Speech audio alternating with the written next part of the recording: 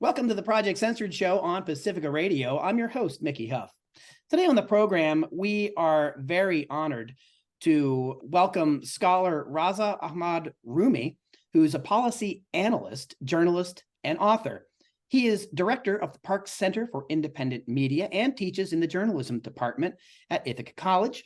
He is also faculty at Brooks School of Public Policy, Cornell University.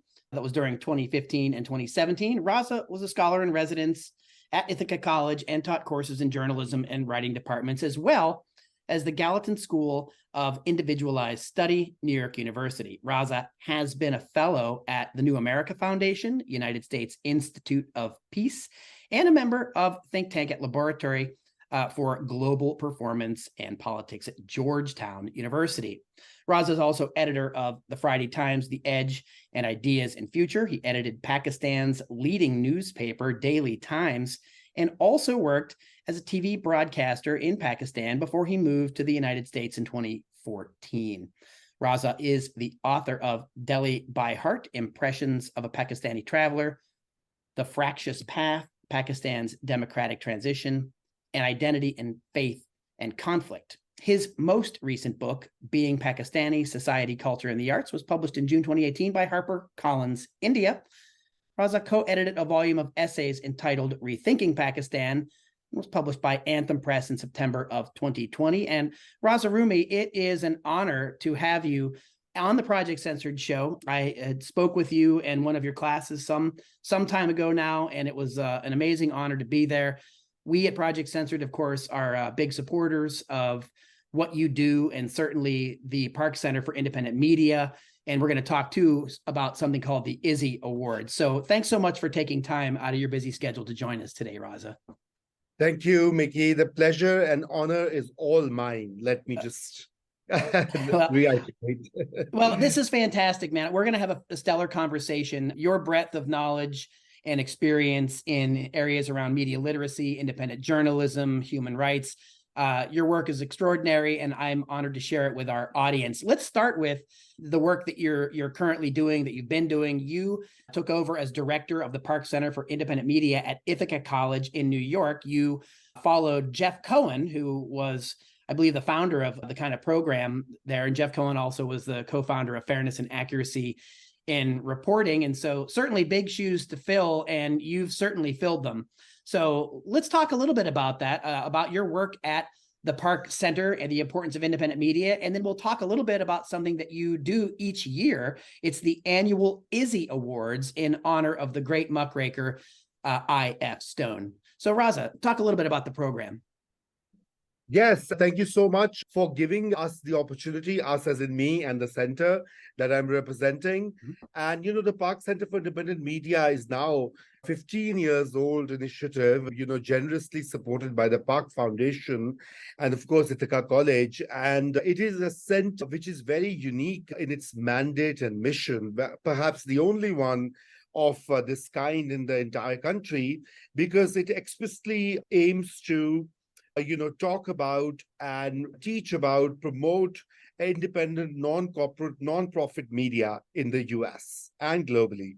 And which is very important, as you know, that most of us and most of the publics in America and even in the world are familiar with what we call the corporate media. They think corporate media, the CNNs of this world, the MSNBCs of this world are the media, right?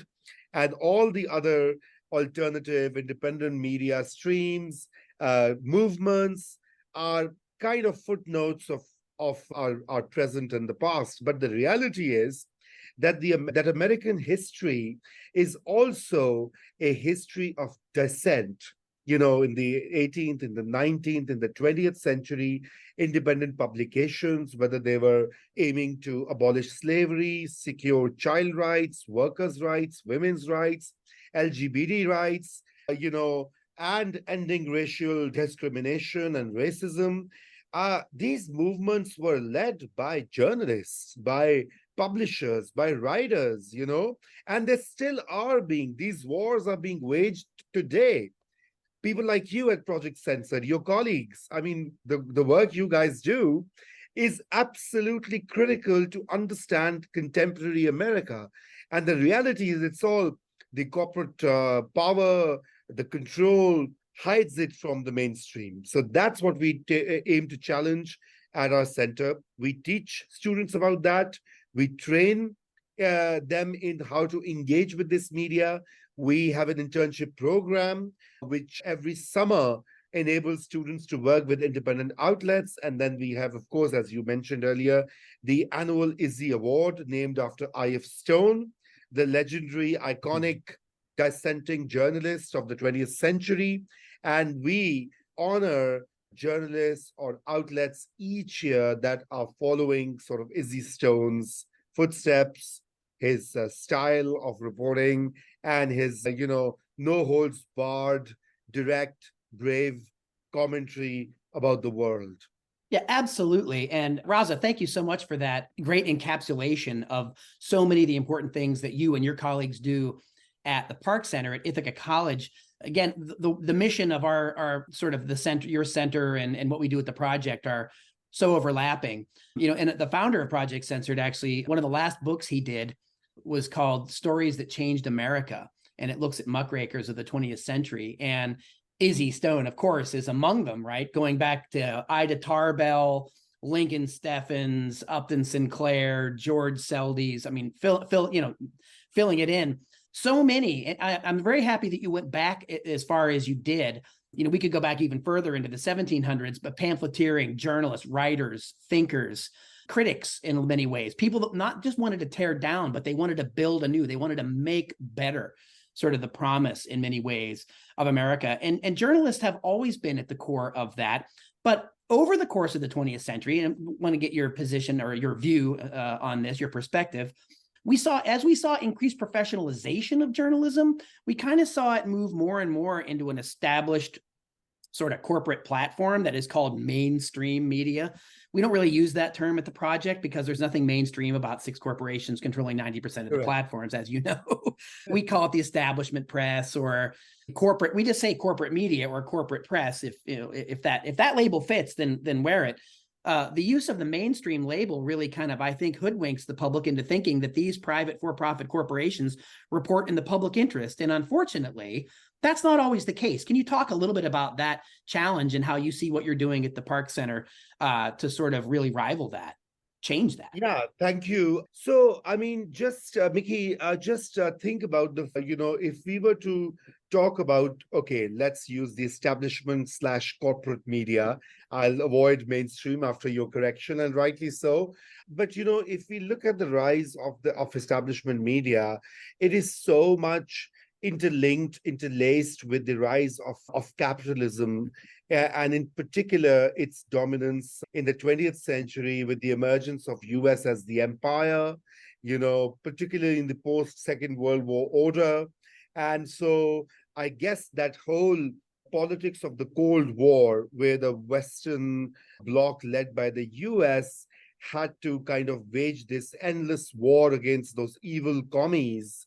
So you had to keep the domestic populace under, immense check and immense control. What Chomsky and Herman called about manufacturing consent. So it all emerged with that. How do you prepare people to wage war? How would people accept that today the US is spending more than $800 billion on defense while there is no direct threat to the country from any of its neighbors? Is Canada going to invade the US?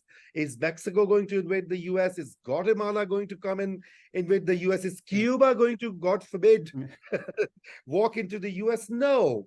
But it is the whole machine, the corporate capitalist machinery. And for that, a media which is pliant. And that's why you also see in this time period the term objectivity.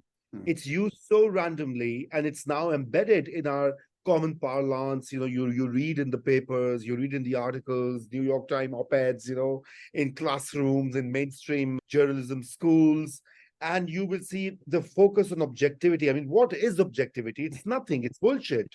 Because the thing is, how can you call a sexual offender and take his perspective or whatever he was doing as, his perspective would be taken by the prosecutor, by the judge, by the court, but not by a journalist.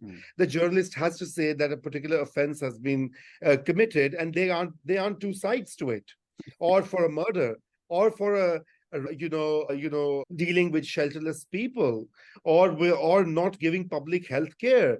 There's only one side, that there are 40 million people with no health insurance in the United States.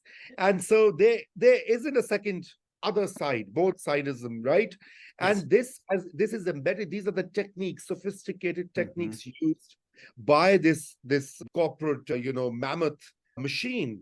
And then, of course, the imperatives of advertising, because now corporate media is all but everything is advertising. And since the 50s, we see so much research has gone into how attitudes, beliefs, styles, tastes, the way you consume news, the way you consume, I use this word, consume, very pointedly, because it means that the news is a product, a commodity to be sold on the shelf.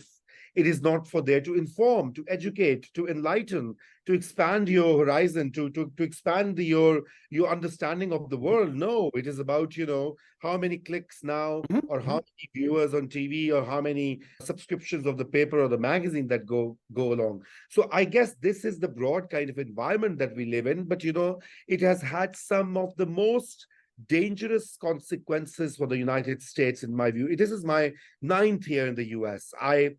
Disclaimer, I'm very happy to be in the US. I am glad that, I've got all these opportunities to teach, to engage with the world, because there are people like you. There are communities which are willing to sort of, talk about how to change the world, how to be critical, and how to think critically. But overall, look at the gun violence. I mean, I'll give you 5 examples that are often used. Gun violence is the biggest cop out, biggest lie that has been sold. It's always somebody's mental health. It's somebody lonely. Hey, this guy went into a school and shot 30 kids, but he was lonely. He was a good guy. He used to play in his neighborhood, but something happened. No, it's the stupid gun, and their manufacturers and their promoters and the politicians who take money for that, and the entire ecosystem which promotes violence as a bedrock of American society, right? Nobody wants to talk about that. Number one. Number two, I always cite is healthcare. It is one country in the world where, when I arrived here in the US, of course, I would occasionally, when I was abroad, and I've lived in many parts of the world, the UK, Europe, the Philippines, and my home country, Pakistan, of course. And, we would hear NPR or CNN more about foreign news, quote unquote.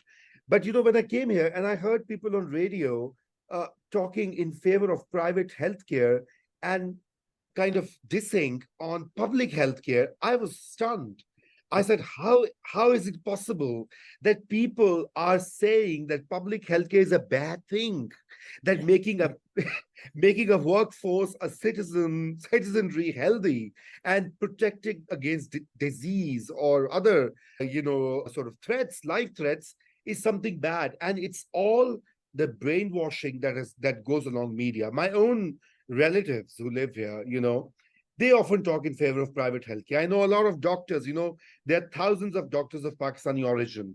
Many of them extol the virtues of private healthcare. And I'm like, oh, no, what the hell?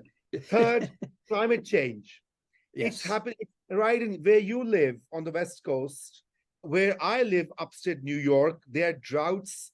There's a crisis with farmland, shortages of water, change in cropping patterns. I mean, it's happening in front of our eyes. And smoke from massive fires. I mean, look at Canada. I mean, Ithaca had the worst air quality, worse than many poor nations in the world, where air quality is cited as linked to poverty and bad governance and state failure. And here's Canadian wildfire coming in right bang into New York and, making lives miserable. So I guess climate change and that denialism, I mean, somewhat has been addressed because it's such a serious crisis. But still, if you look at overwhelming majority of programming, of op-eds, of commentary, news items, it's nowhere given the same kind of treatment. The UN puts out this IPCC report alarming us of the threat to this planet in the next 10 to 20 years. It's not even the distant future like the dystopian Netflix shows about 2089 or something. It's right at our doorstep. Yeah. And still, it was given the shoddiest treatment possible by prestigious papers like New York Times or Washington. And for years, they would invite somebody from the Exxon-sponsored Heartland Institute to give the both sides story, as you were mentioning earlier, on another topic. And it's just a common way that these are framed. So, Raza, you're 3 through. And you got 2 more to go. Yes. 2 more. Immigrants, migrants, enemies. I mean, on the one hand, for centuries, America prided itself as a land of immigrants. There are novels and songs and self-congratulatory narratives on that. But now this whole, an anti-immigrant narrative is so embedded, on mainstream TV, almost always immigration officials are taken as sources, as experts. I mean, they're obviously going to stop. That's their task. Or Republican Party senators or congressmen who hate the idea of whatever immigrants. And with that demonization, you see it feeding directly into the xenophobia, Islamophobia, and Trumpism that we are encountering. I mean, Trumpism is not something that came with Trump. It already was there thanks to main corporate media. And Trump just pressed many buttons and triggers to use that. And number 5, which I would, call as in another very, very serious crisis, and it has to do with poverty. Poverty, the word P, is not to be found anywhere. Maybe an occasional annual op-ed in Washington Post would say, hey, the poor number. And I always start my classes, both in public policy school and in journalism. I ask the students, okay, guys, do you know how many people live below the poverty line, official poverty line, not the World Bank $2 a day, but the US has a much higher poverty line. And trust me, nobody knows. Grad level, undergrad level. And I don't blame them because they never read about it. They never hear it. They don't, the CNN never talks about it. The New York Times doesn't put in a headline. It doesn't come on their phone. You don't see Insta posts on that. So when they Google and they say, oh, it's 40 million, and you add another layer of people, 80 million. I mean, 2/3 of Americans have no savings in their bank account. They will, if they have a serious disease, if they have an emergency, life is over. Over is the word, right?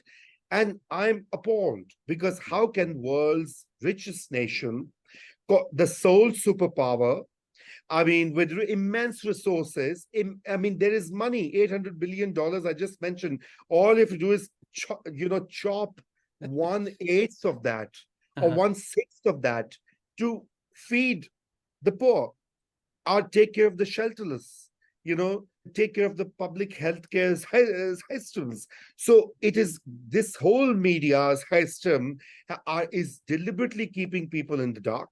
Yeah. It is feeding into xenophobia and reactionary politics that we are sort of facing and grappling with. Welcome back to the Project Censored Show on Pacifica Radio. I'm your host, Mickey Huff.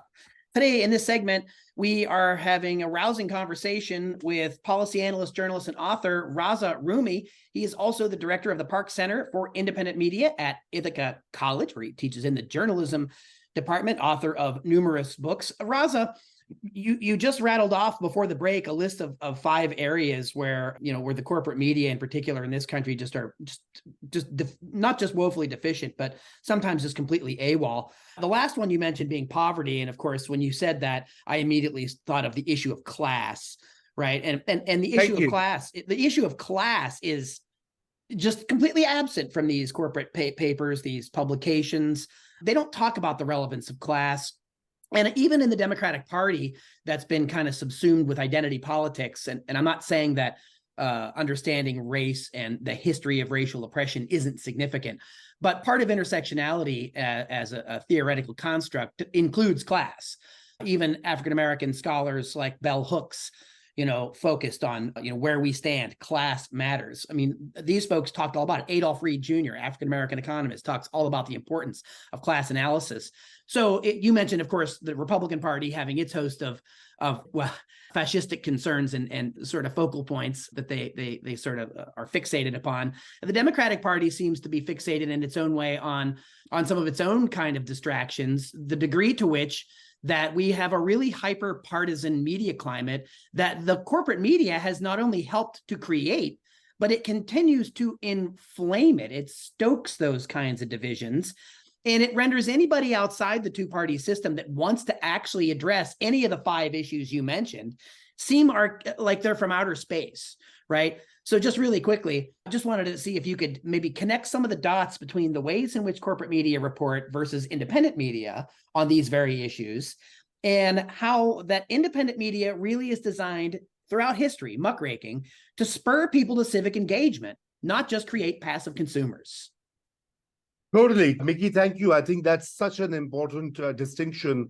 Of course, like everyone else in America, or I would say like a good number of people, the C word is, red flag. You can't talk about class, because class is what commies, the evil commies, these, socialists talk about. And it is totally absent from discourses, even reporting on race or racial discrimination or injustice omits class deliberately. I mean, class is the most vital construct to understand our world. And of course, it is something that the editors, it is something that the corporate media tries to shy away. But as you rightly said, contrarily, the independent media is far, far better at capturing that particular dimension of our world and the way things are. And they connect the whole class differentials, class oppression, and class struggles that are underway in the US into their reporting and their commentary. I mean, look at Democracy Now! It doesn't shy away from that. Look at, Jacobin, of course, would do that.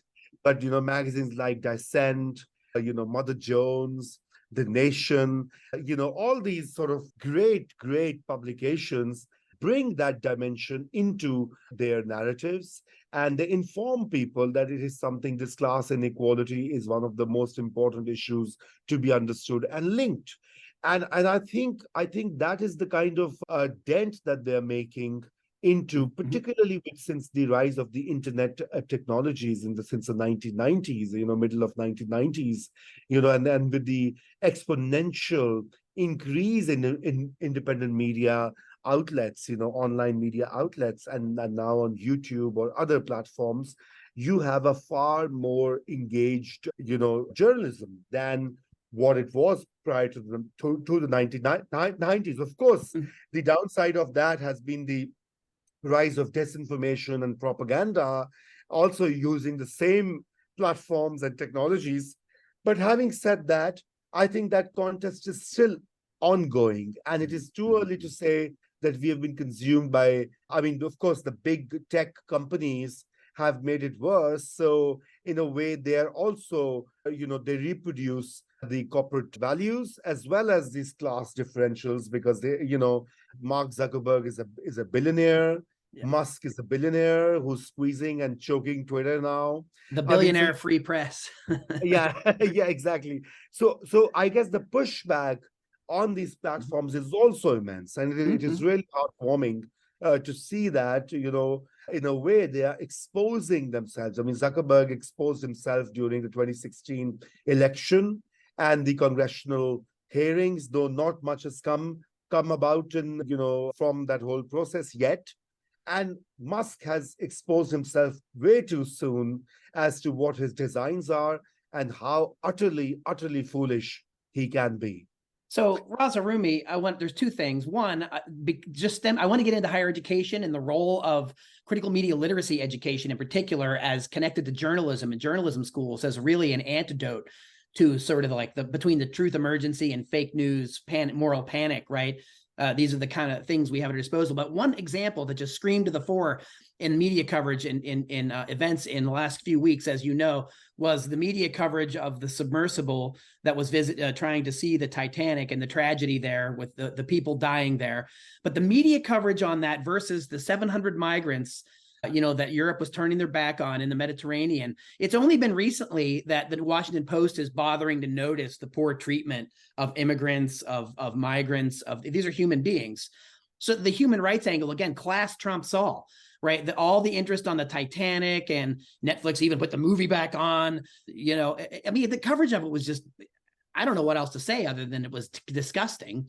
I mean, in many ways, and not at all looking at humanity, whether it's the people in the submersible or the migrants. I mean, you have people paying $250,000 to go gawk at a grave at the bottom of the ocean, getting tons of money and coverage, and people looking for them. And again, not denigrating those people. But when you compare it and contrast it to the human rights disaster ongoing, I mean, last week it's 700, people in the Mediterranean.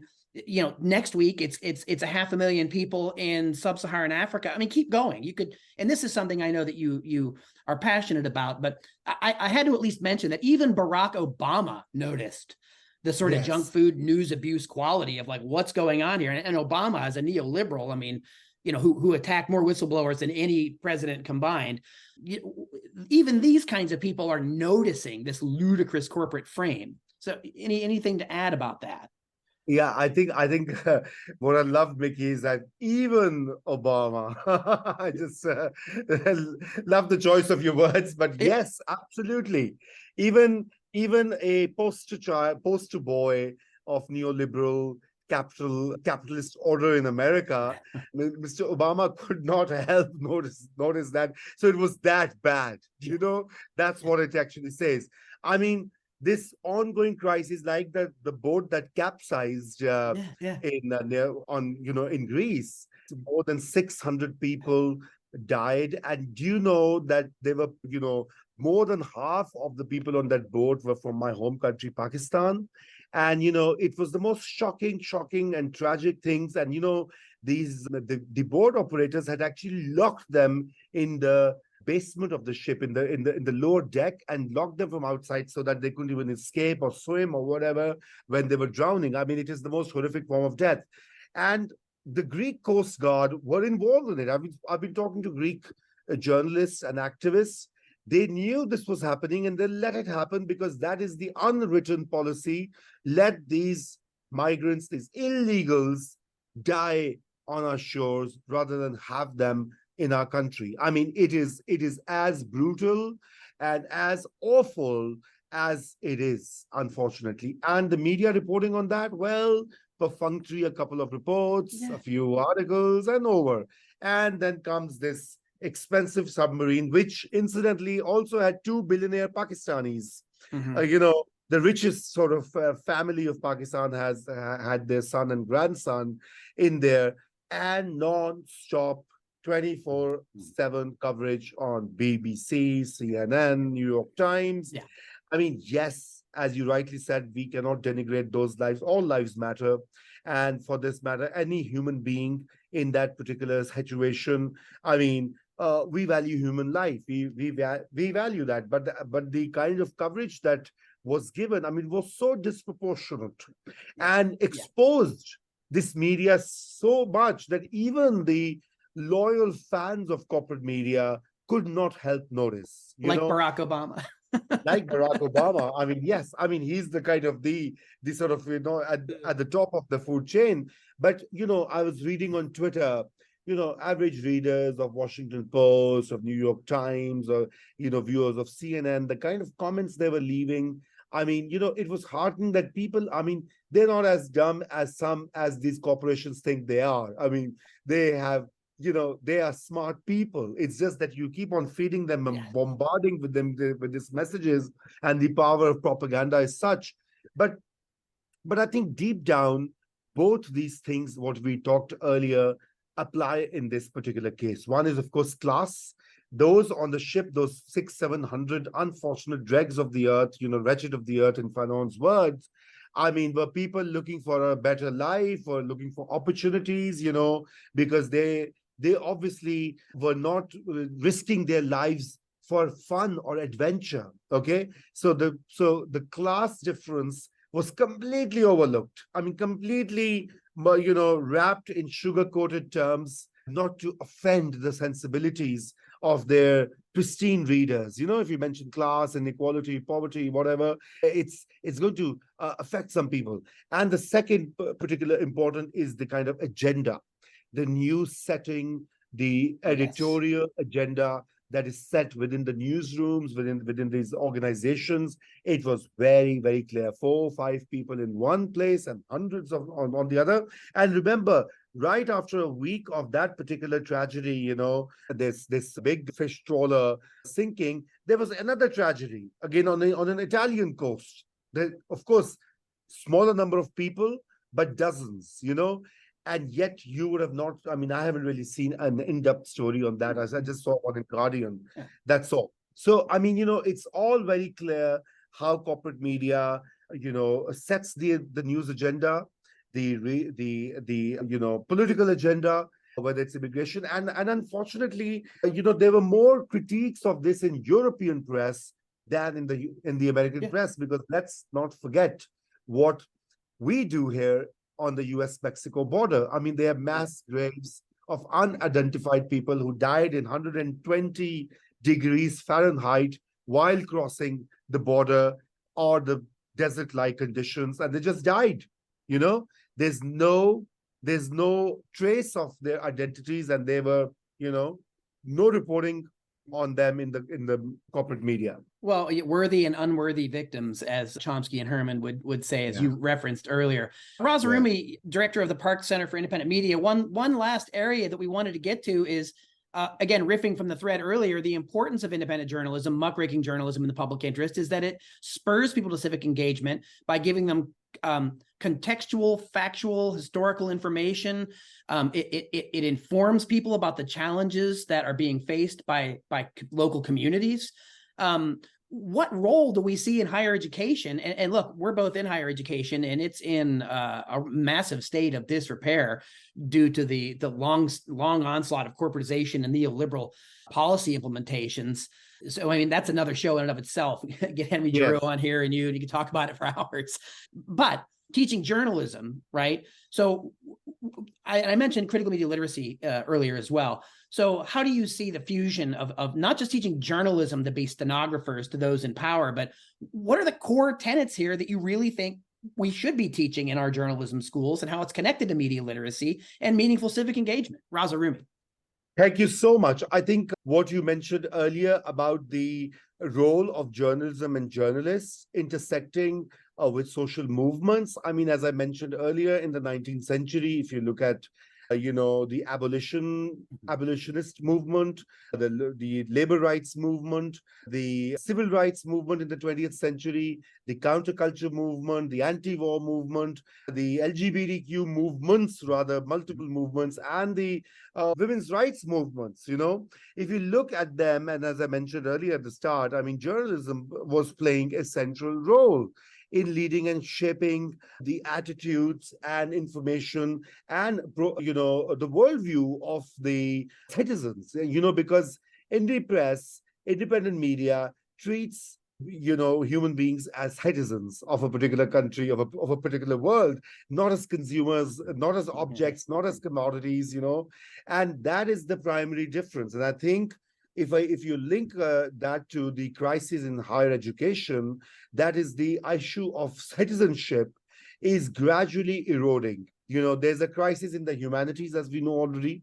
Philosophy, history, etc. have been traditionally undermined, have been underfunded now in many places, because it is something that makes or shapes a citizenship. A person who's engaged with the world, right? Instead of a person who would go and fit as a small cog in the corporate machine, whether it's in the STEM field or in other fields. But I think what are the key tenets? I mean, there are many, but let me think of a few. I think the first is, of course, I think educating and teaching students about the rich, dynamic history of social movements and the role of press therein, instead of keeping a journalism as an outside, as an aside observer, detached, neutral, quote unquote, objective spectator. No, they were part and parcel of the process of social change. In fact, it has been carefully designed since the early 20th century to separate it so that social change becomes something with the political machine and the political finance campaign managers, and not citizens per se, right? Yeah. And it's a clear distinction that we have now, right? So for every change, you got to hire lobbyists in DC, pay them hundreds and thousands of dollars, for a simple bill. How about people? I mean, that's what Bernie Sanders was doing. And twice they blocked him. But Bernie Sanders, I think, has left a lasting legacy over American politics, on how to organize, how to defeat, big financing, big donors, and the role of, dirty, dark money, as they call it. The Occupy movement as well, given the language of the 99%, right? I mean, again, that was a class-based movement, and it kind of dissipated, but it gave that sort of lexicon, right? It gave that kind of verbiage for people to start quickly encapsulating the issue of class, which of course the corporate media and the political class want to ignore, right? Exactly. Go ahead. No, go ahead, Raza. Well, so just the other thing you had mentioned the crisis in higher education and STEM fields, and I immediately thought of Tim Wise. Anytime this stuff comes up, I always talk about what he says instead. Forget STEM, we need MESH. And MESH is media literacy, ethics, sociology, and history. That if we don't have those things with STEM, then we just have people making bombs for fun or whatever, right?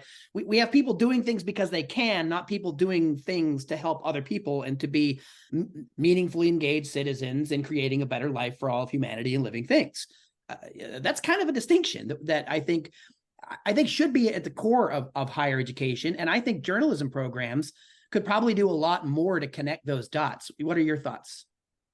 No, I think you just rightly identified what I was going to. The second point is, understanding of history. I mean, on the first point, so all nation states rewrite history. They blacken history. They distort history. They abuse history for their purposes. You have to create a nation. You have to imagine a nation, and the U.S. is no exception.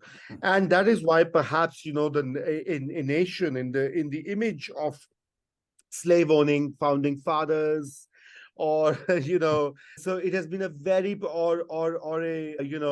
a group of people erasing the Native American memories and tribes and populations and languages and cultures. I mean, these are very problematic parts of nation building that America has undergone. And so that's why, whether it's a journalism student or a liberal arts student, they must go through this sort of unlearning of history that they have been growing up since middle school, high school. And the second, and that's why social movements and the role of media, but then they will not be able to do so without media literacy.